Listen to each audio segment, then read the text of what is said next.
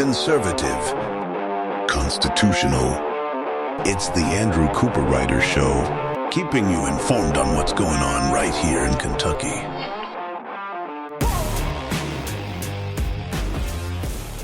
And this is the way the legislative session ended, not with a whimper, but a bang. That's right, the Kentucky legislative session for 2025 is over, and the last few days were action-packed. Now, normally they're pretty action-packed, and we'll probably come back next week and actually dig into what was finally passed, all the different bills that are worth noting. But in this case, it was the drama that went on outside of the bill passing process, the drama that occurred surrounding a transgender man, well, a man who thinks he's a woman, so transgender woman technically, but a dude that thinks he's a woman, trying to use the women's bathroom in the legislature. That caused a flare-up. Then, of course, too, we have Beshear sending letters to the legislature threatening to not follow newly passed laws with a ridiculous claim that, if taken to its logical conclusion, would essentially mean that Beshear could, and any governor, could ignore any laws that get passed for at least a year, no matter how emergency the clause is. We'll go into that. Finally, we'll also discuss how Pamela Stevenson formally launches her Senate bid for the Democrat primary to run for that Mitch McConnell's seat. He's retiring. That's an open seat. And she says there's not going to be much of a competitive primary. Maybe she's right. Maybe she's wrong. But regardless, it does say something that if there won't be a competitive primary, it'll say a big message about the death that is coming the Democrat Party here in Kentucky, because they have absolutely no bench at all. We'll have all that and more today on the Andrew Cooperrider Show. Please make sure you like, comment, share, subscribe. You can head over to theandrewshow.com, hit the Listen Now tab, see all the different places you can listen to the Andrew Cooperrider Show. If you're watching this on Twitter, Facebook, or even YouTube, and you want to take it more on the go, a little bit better of an easier way to listen to it. If you leave those browsers, it turns off on you and you have to restart or something. Well, you can head over to theandrewshow.com and see all the places where you can find the podcast listing and listen to the show in a podcast audio format. But let's dig down into it. So this past week, I did my last show.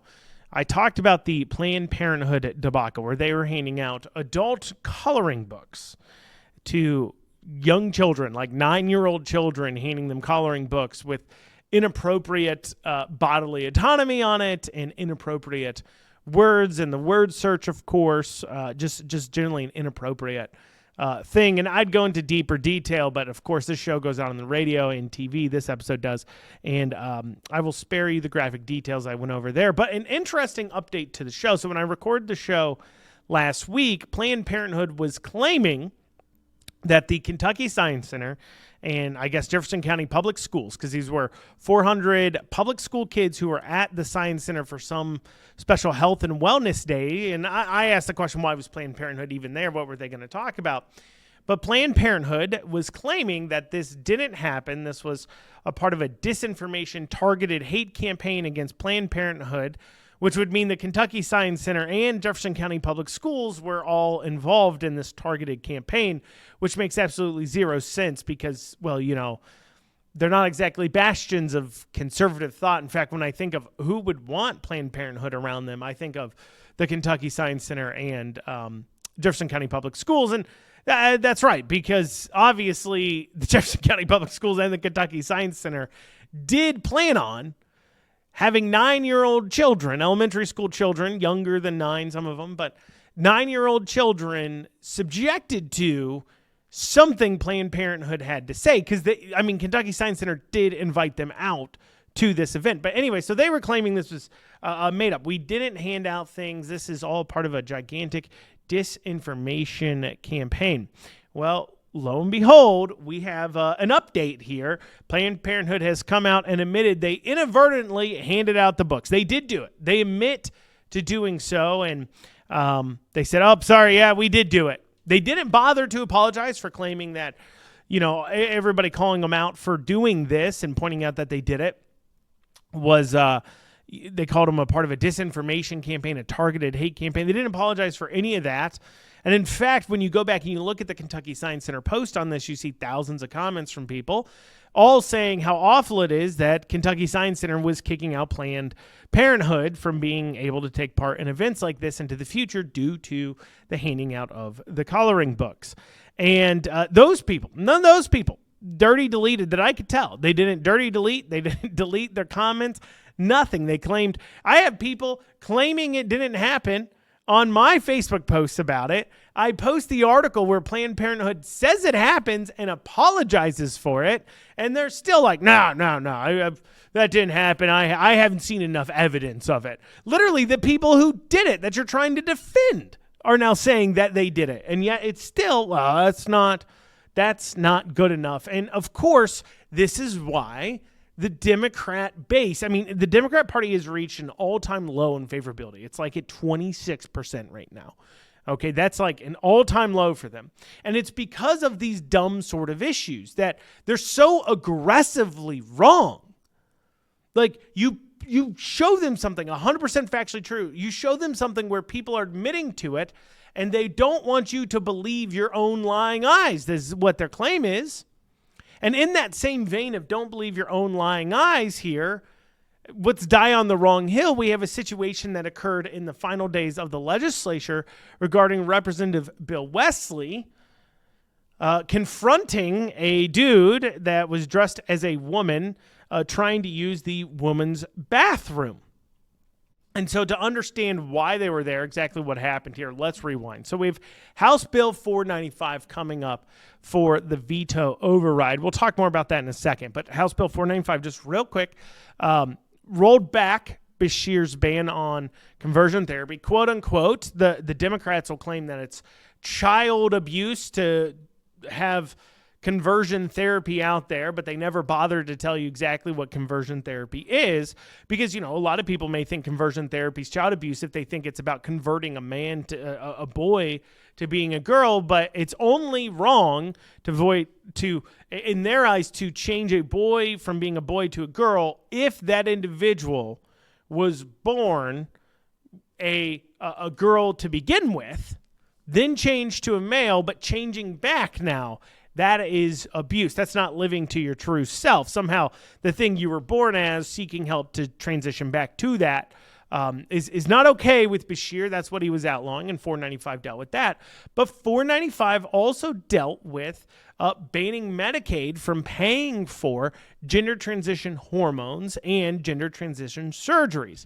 And we're going to come back to this bill in a second, because it's one of the bills that Beshear's saying he's not going to enforce, and he's got a heck of a crazy reason why.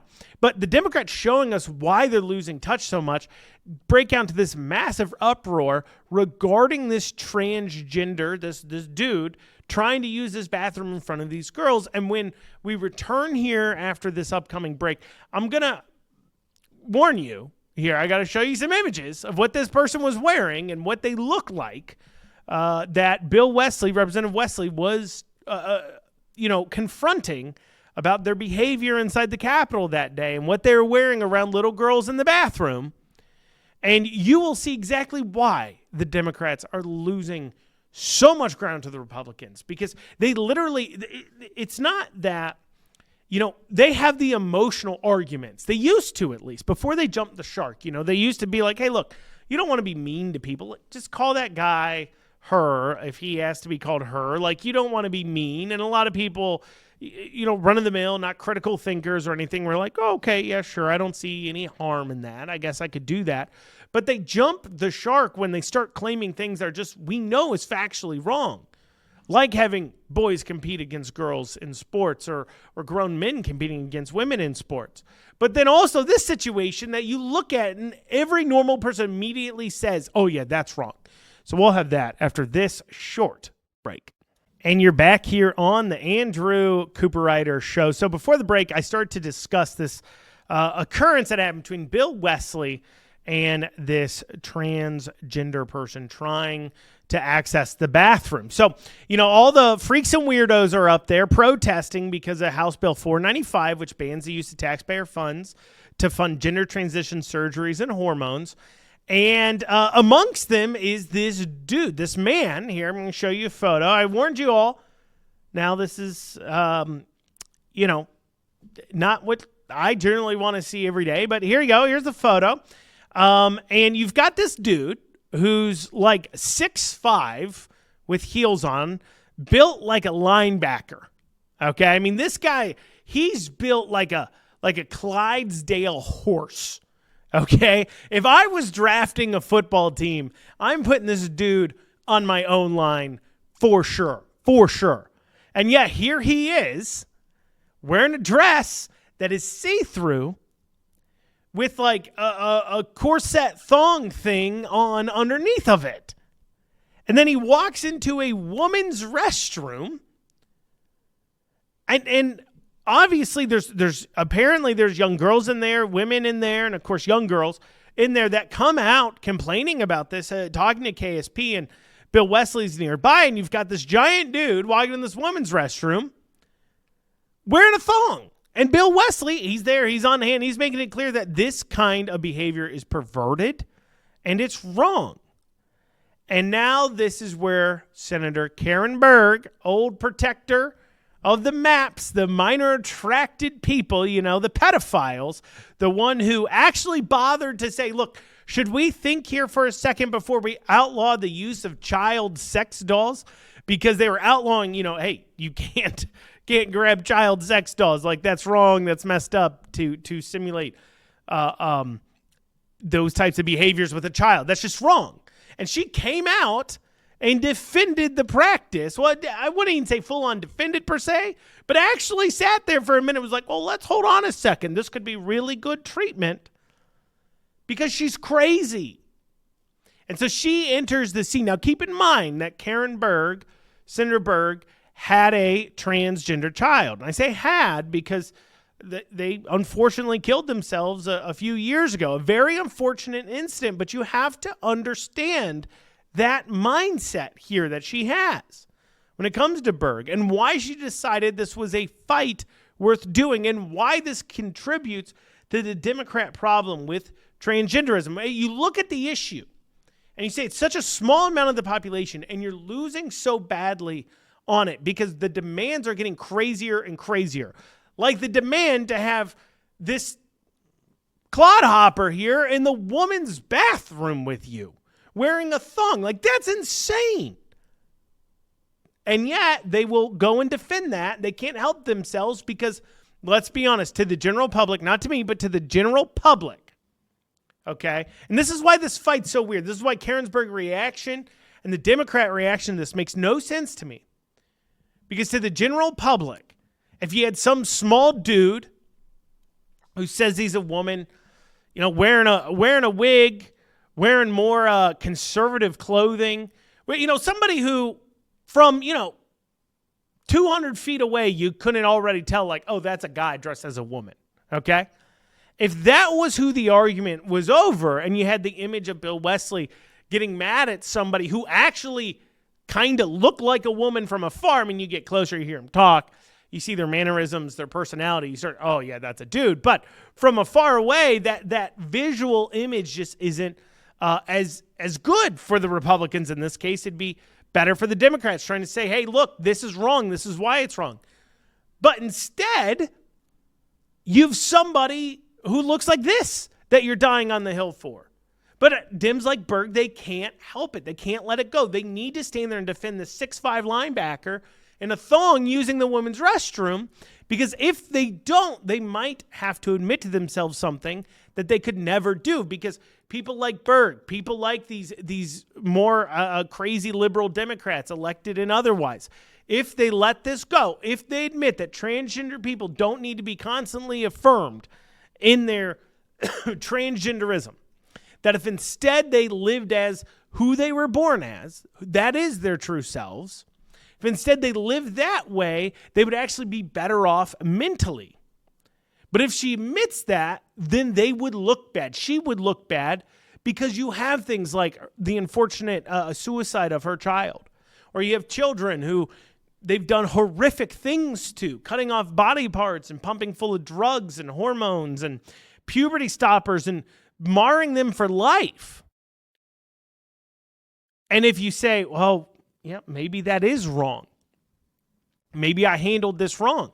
That kind of guilt a normal person can't live with. So rather than trying to even accept that you could be wrong, that guilt is a worthy guilt that you should have because you handled the situations wrong, and you can blame this, that, or the other, but this wasn't the way to handle mental illness. If you admit to that, you're now admitting to a whole lot of other atrocities you yourself have partaken in, and you can't do that. You're going to run from it. In this case, her crazed delirium led her to do something then even crazier. So after Bill Wesley talks to this dude telling him, hey, don't do that. You're disgusting. Well, Berg then comes onto the House floor. She's a senator. Keep that in mind. She then comes over to the House floor and talks to Bill Wesley on a heated exchange on the House floor. Let's take a look at that. We did not have the experts in the room who are the people who use and rely on cistern and well water. Throughout this whole conversation, there's been one pretty major thing that's been in the back of my mind. We've had a lot of natural disasters.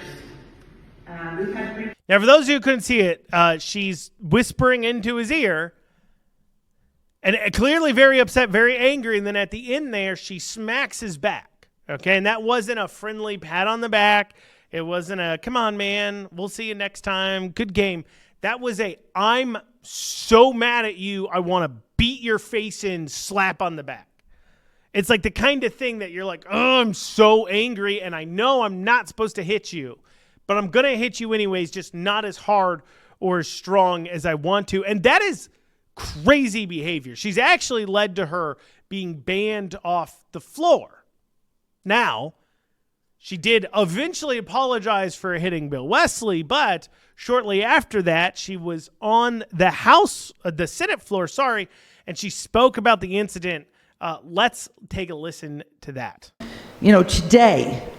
Today, a woman who had come to watch us in session was literally accosted by a member of the House, accosted in the restroom and told that she can never use a restroom again in this building by a member of the House. Now, ostensibly, the KSP didn't have anything to do with it, but this House member certainly did and does not deny it. This is the type of hate what's the word? That we are fomenting in this body.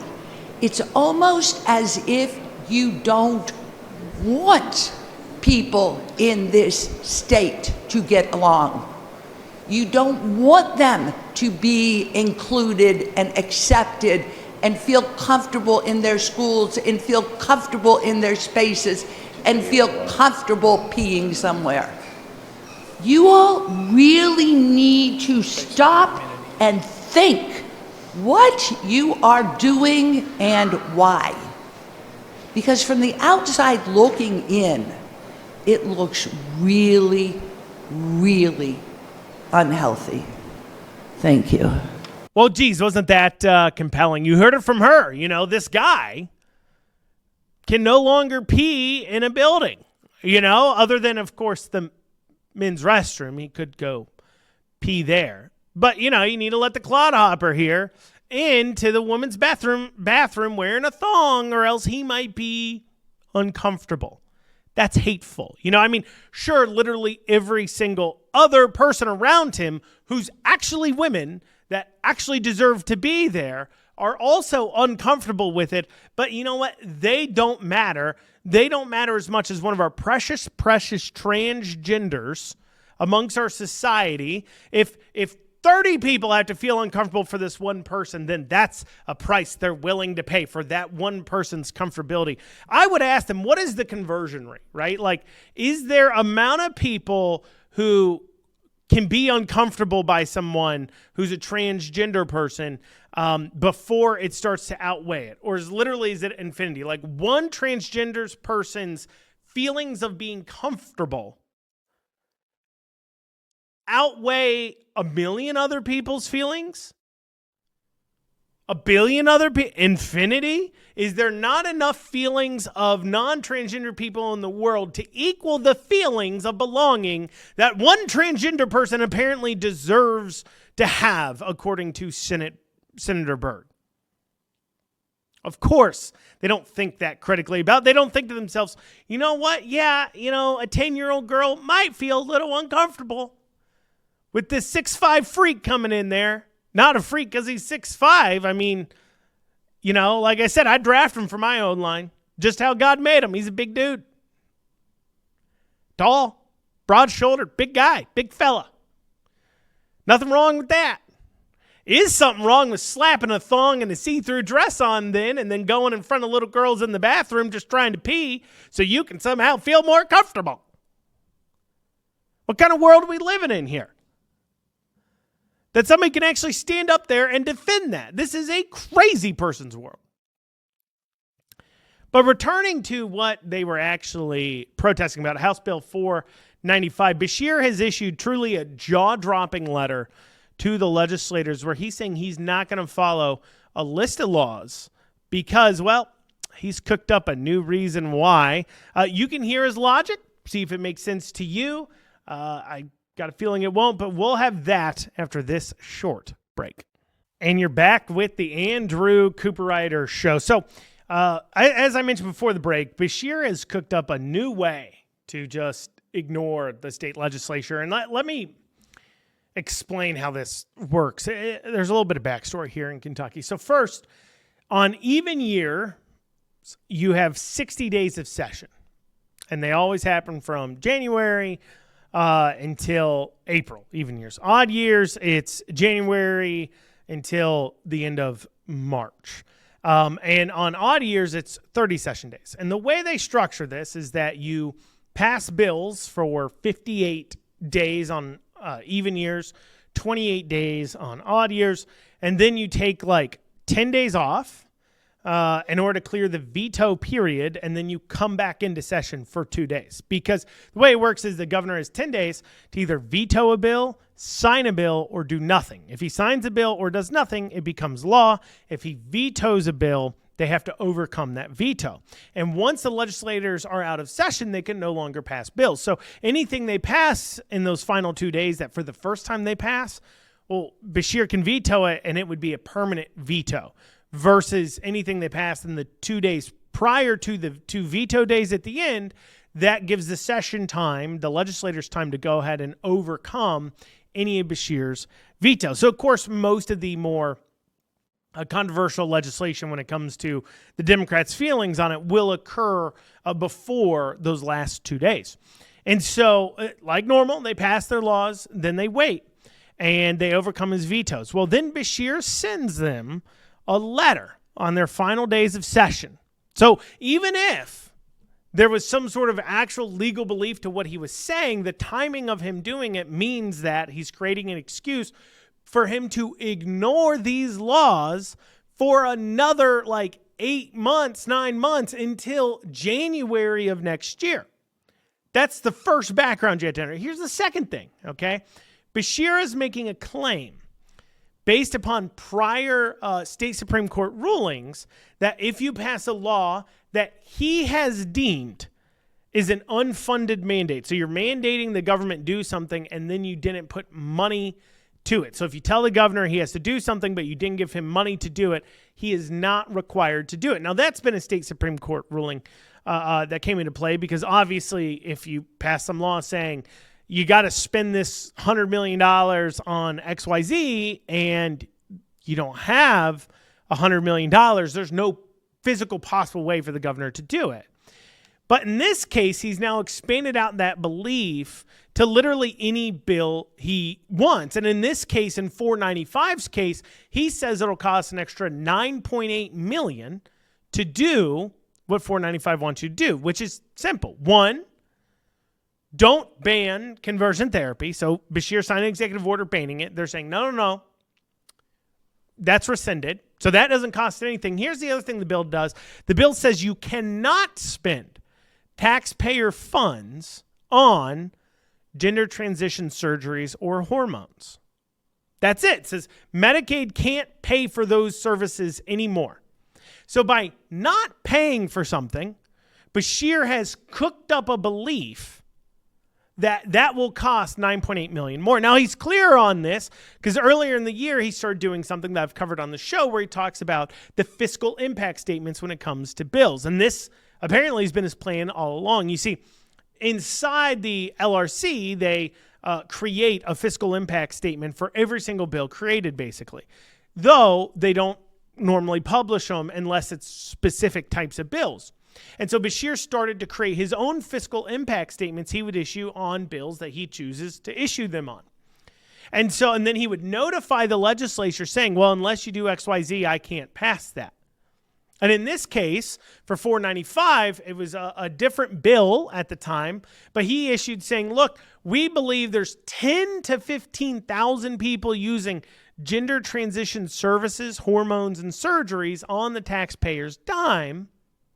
And because of that expenditure there, if you take away their hormones and if you take away their gender transition surgeries, if they're not able to chop body parts off and take drugs, take women's hormones or men's hormones or whatever, testosterone or estrogen, well, that will create so much mental health issues with them that now it will cost more money to treat those 10 to 15,000 people because now we'll have to spend money on more mental health services for them. So this is what Beshear's cooked together. He says that if we don't give them the medication, they will need more mental health services. Those more mental health services will cost us an additional, according to him, $9.8 million. We don't have that $9.8 million. I mean, never mind the fact that the government literally has spent $75 billion with a B a year here in Kentucky. He's saying, I don't have the $9.8 million to spare to pay for the mental health treatments that, by the way, they should have been getting from the beginning because a man can't become a woman and a woman can't become a man, and you should be getting mental health treatments if you think that's different because you're literally crazy. But regardless, he's saying, we don't have the money to provide those, so we're going to keep providing them the hormones and the surgeries because we don't have the money. So even if Republicans bought into that claim, well, they can't pass an appropriation for the extra $9.8 million. But also, it's a cooked up claim. Beshear has created a second veto for him. So he gets his first veto, right? They pass the bill normally. He says, no, I'm vetoing that bill. It goes back to the legislature. They pass it. Then Beshear gets to cook up a fiscal impact statement based upon who knows, and he gets to cook up an amount of money that he thinks that bill will cost to implement, and then he will turn around to the legislature and say, if you're not going to give me that money, I'm not putting your bill in place, and period, that's it. That's like a second veto with the ability, the override here is extortion. It's a payoff. It's like you have to bribe me, the government, in this case, the executive branch. You have to bribe the executive branch as the legislature if you want your laws to go into place. And I'm going to tell you how much that bribe needs to be as the executive branch.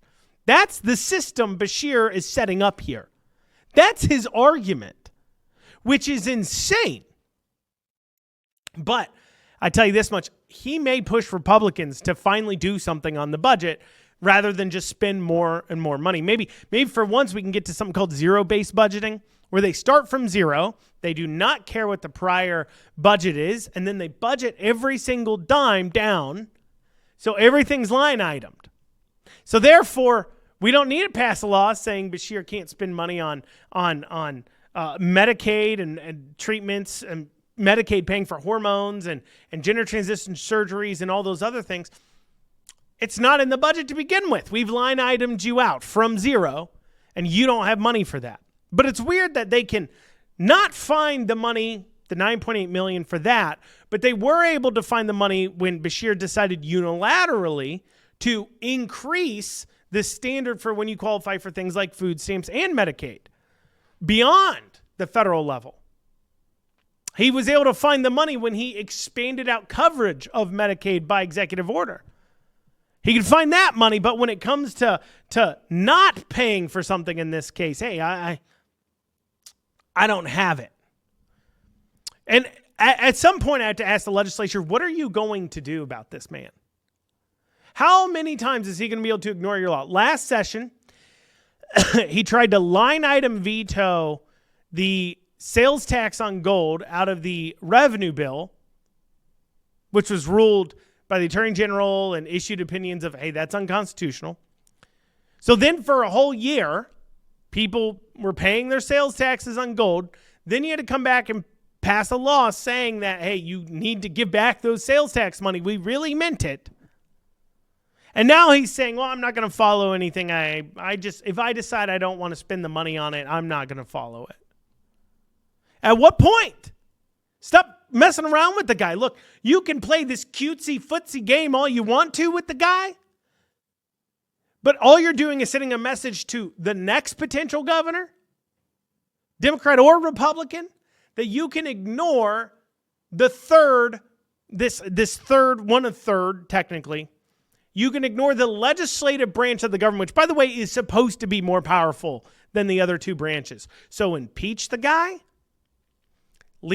take every single dollar out of his budget. I don't care what you do, but do something. This cannot stand. And coming up, we'll talk about that Senate race for McConnell. We'll have that after this short break. And you're back here on this final segment of the Andrew Cooperrider Show. So obviously McConnell is retiring. He's stepping down. Says he's not running again. So that's created an open seat. And there's been a lot of talk about who the Republicans will put up. They have a number of contenders. You have Nate Morris, Andy Barr, Daniel Cameron, all show the ability to potentially win, whether it's through the amount of money they can bring in, the lanes open to them, so on and so forth. Name ID in some cases. And so that's really dominated part of the conversation. But where I haven't talked a lot about is what's going on the Democrat side of the race there. And the reason why is because not really too much out in the open. We know that Jacqueline Coleman has unequivocally stated she will not run for it. Andy Beshear will not run for it. Some people have claimed, oh, he'll run. No. Andy Beshear, mark it now. I may look like a fool here in a few months, but Andy Beshear is not running for the Senate. It's not happening. He doesn't want to because it's too risky of a race for him. He's not an incumbent. He may lose. He's trying to set himself up to run for president. And you don't go run for Senate and lose and then get to go run for president in that same year too. It's the same year. 2 years later. So it's not going to happen. Beshear's going to stay governor. He's happy to remain governor. He's happy to be the guy who can win not once but twice in a Trump plus 30 state to somehow then use that as a claim that why he should get all this attention from the Democrats and why he should be the future of the Democrat Party. But if he runs for Senate and loses, well, that claim of I can win where Trump wins as well, so I can be our future, I can win us back voters, that claim doesn't work out as well. And so instead, the Democrat Party has had to turn to say, okay, what do we have on our bench? And for me, the only people they've had on their bench is Jacqueline Coleman, Rocky Atkins, Matt Jones, and that's all your big names that are really well known. And so, of course, Jacqueline Coleman said she isn't running. We've talked about Beshear. Rocky Atkins may still win. Matt Jones doesn't sound like he's running. So you really might only have Rocky Atkins that can provide any kind of competition at all for the Republicans. And if he ain't going for it, well, then all you have is nobodies. And in this case, we have the most annoying nobody ever, Pamela Stevenson. Almost as annoying as Senator Berg. She is known for her fiery speeches. And by fiery, I mean yelling nonsensical talking points into the KAT cameras, waving her arms around in karate chop motions without making a single actual point at all. But regardless, she is running and she's gearing up that campaign. So she's decided to go ahead and roll out her first master video. This is what's called a master video. You make them towards the beginning. This one's 2 minutes, 30 seconds long in total. And eventually these are cut up into individual 30-second ads or ads for Facebook or whatever. And that's why these exist. So this is like a master 2-minute, 30-second ad of all our ads put together. You'll hear about every 30 seconds a music change up and everything else. So let's take a listen here. I'm going to start and stop on this one. Let's take a listen. Every morning the sun rises on the mountains and cities of Kentucky. It shines on our hope for tomorrow. I am Colonel Pam Stevenson. I live by 3 words, 1 creed: duty, honor, Kentucky. So let's stop right there. We're only 18 seconds in, and we're already saying like, hey, we need let's take a minute here and talk about what we're seeing here. Because she said 3 words. And one of those 3 was Kentucky. I live by a motto of 3 words. I think it was duty and honor and Kentucky. What does that mean? What does living by the word Kentucky mean to Pamela Stevenson? Because may I remind everybody that when Pamela Stevenson was running for Attorney General in 2023, she wasn't even licensed to practice law in Kentucky. She was practicing law in Indiana. She lives in Louisville, practices law in Indiana. That's what she was doing. So she's so committed to living in Kentucky and Kentucky ideals that she didn't even have a law license for Kentucky when she's running for Attorney General. That doesn't, I mean, when you're 18 seconds in and you've already said something, that literally means nothing. We're in for a heck of a doozy of a campaign, I can tell you that much. But we continue here. Let's keep listening. For 40 years, Mitch McConnell watched Kentucky from 30,000 feet. I cannot believe he ever looked our people in the eye, wielded all that power, and retired without making more of a difference in their lives. I was born and raised in the Shawnee neighborhood of West Louisville. My dad was a union welder. My mom was a clerk. We couldn't afford much, but as a kid, I thought we were rich. We lived down the street from my grandparents' church, and I am an ordained minister in that same church today. It is good to be home. I was an Air Force JAG officer for 27 years. I served in Africa, Europe, the Middle East, and the Americas. It was a time when our allies mattered. Zero in what she said there. She said it was a time where our allies mattered. Now, here's the problem with this call that may not work particularly well for Dems in a Republican state, because keep in mind, they have to win Republicans. And war hawking, being pro-war, which is what that reads as. You know, this whole we're worried about our allies back then. You mean you would go to war for them. You'd give them money. You'd send money overseas. You'd send troops overseas. That entire idea and the support for that from the Democrats on the national stage is part of what has driven some of the blue dog Democrats and some of the former Democrats and now Republicans to switch parties. One of the things was the anti-war party. Democrats were always the anti-war party, and that kept some people in place. They had a few things going from they were anti-war. They wanted to protect workers, but protect jobs at the same time. That's what they're viewed as, right? Union people, right? They were viewed as, of course, the champion of the blue-collared individual, and Republicans were viewed as the champions for big business. And that all was fine and dandy until a few things happened. One, you had a shift. They started coming after coal and other of those kinds of blue-collar, hardworking jobs. You had, of course, the gender craziness and the sexual craziness and feminism and everything else happened with it. And then throw in the fact that you gave up the anti-war side of things to the Republicans. Now Republican voters are more likely to be anti-war than the Democrats are. And so I don't know if it's the smartest move to be calling on this idea of war hawking it, but just my opinion. We continue here. And everywhere I served, I found a Kentuckian.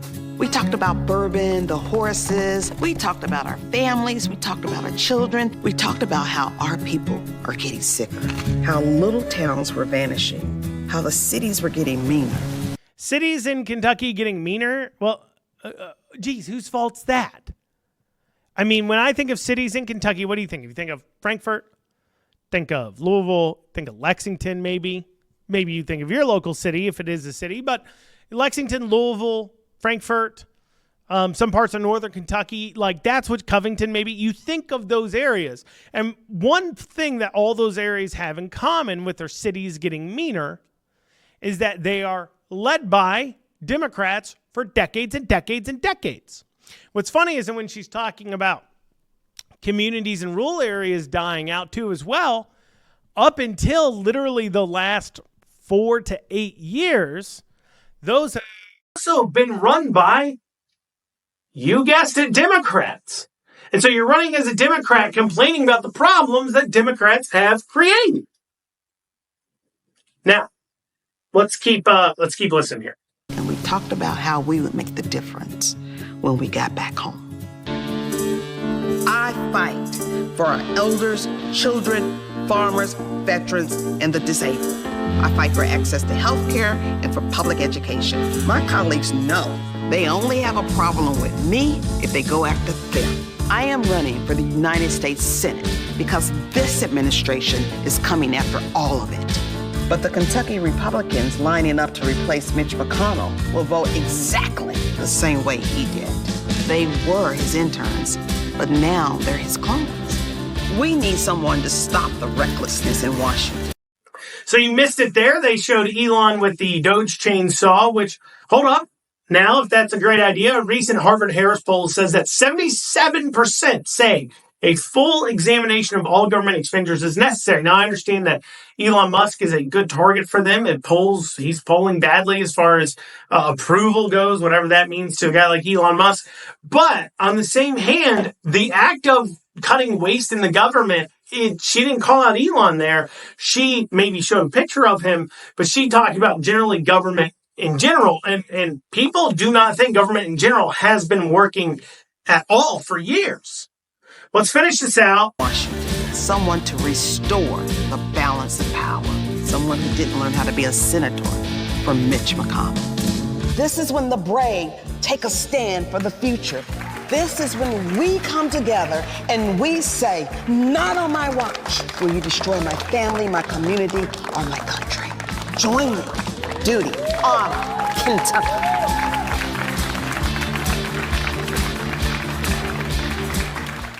So that's what you have. Herald Leader did have an article. She said she didn't think there'd be much of a competitive primary. Maybe she's right. Maybe she's the best they got. And if so, well, the real race for Senate will simply be in the Republican primary because I don't think she's got a lick of a chance. Well, y'all, that's what we got time for today on the Andrew Cooperrider Show. Thank you all so much for joining me. See you back here later this week. Hope you have a great rest of your day.